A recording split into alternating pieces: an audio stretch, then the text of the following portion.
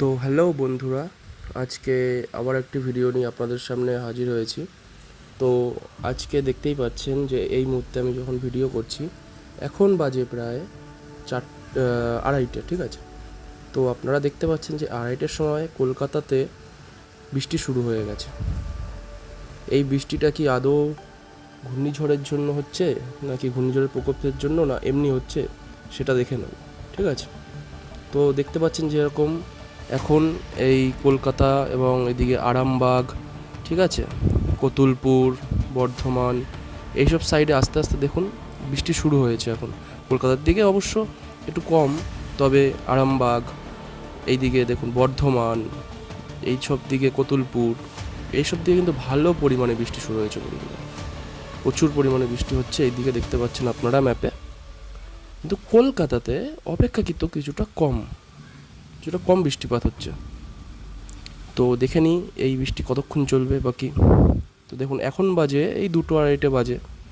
তো আমরা চলে যাচ্ছি আজকে বুধবার সন্ধ্যে 6টা নাগাদ। দেখুন 6টা নাগাদ কিন্তু বৃষ্টি আমাদের কলকাতা এবং পশ্চিমবঙ্গের ওপর থেকে সরে যাচ্ছে, ঠিক আছে। এটি সরে যাচ্ছে মানে পুরোপুরি সরে যাচ্ছে না, এটি উড়িষ্যার সাইডে চলে যাচ্ছে।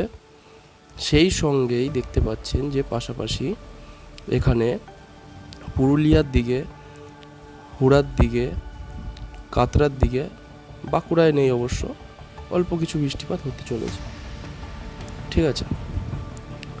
তো আমরা দেখছি এখানে বৃষ্টিপাত মোটামুটি ওই 6টা। এখন যে বৃষ্টিপাতটা হচ্ছে সেটি মোটামুটি 4টের পর থেকে কলকাতার ওপর থেকে সরে যাচ্ছে। মোটামুটি ধরুন 1-1.5 ঘন্টার আর কি বৃষ্টিপাত হতে পারে। তো এটি যেরকম আমরা এখানে বুঝতেই পারছি যে এটি কিন্তু এখানে ঘূর্ণিঝড়ের জন্য বৃষ্টিপাতটি হচ্ছে না। এখানে যে বৃষ্টিপাতটি হচ্ছে সেটা এই আবহাওয়া বা মেঘ জমছে আশেপাশের, প্রচুর পরিমাণে গরম পড়ছে, সেই কারণে বৃষ্টিপাতটা হতে চলেছে, ঠিক আছে, হচ্ছে।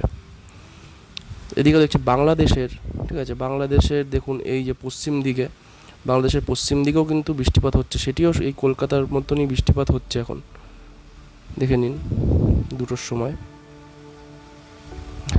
এই যে খুলনার দিকে এখন বৃষ্টিপাতটা রয়েছে, এটি আস্তে আস্তে সরে যাবে উত্তরের দিকে বাংলাদেশের, মেহেরপুর, রাজশাহীর দিকে বৃষ্টিপাতটি হবে। ওকে, তো আমরা দেখে নেবো এটি। আরও একটা প্রমাণ দিয়ে দিই আপনাদের যে এটা কেন, এটা আমি বলছি যে কেন এটি ঘূর্ণিঝড়ের জন্য বৃষ্টিপাতটি হচ্ছে না। চলুন দেখে নিন, দেখে নেবো ওয়েনচেস্টার মোড়ে এই মুহূর্তের ঝড়ের কী গতি প্রকৃতি রয়েছে।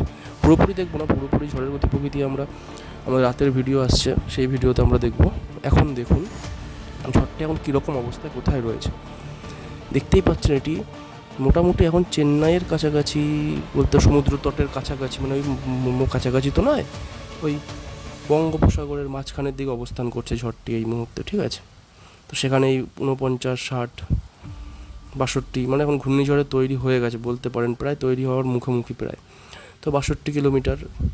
তো এইখানে দেখুন এইটার জেরে যদি নিম্নচাপ হতো বা কিছু হতো, তাহলে কিন্তু এইখানে অনেকটা অঞ্চল জুড়ে পাশাপাশি অনেক জায়গা হতো। কিন্তু এই ঝড় যখন এখন যে জায়গায় অবস্থান করছে, এখান থেকে কখনোই সম্ভব না যে এটি নিম্নচাপ কলকাতার উপর সৃষ্টি হবে, বা এইটির ক্ষেত্রে এখন বৃষ্টিপাত হতে পারে কলকাতায়, ঠিক আছে।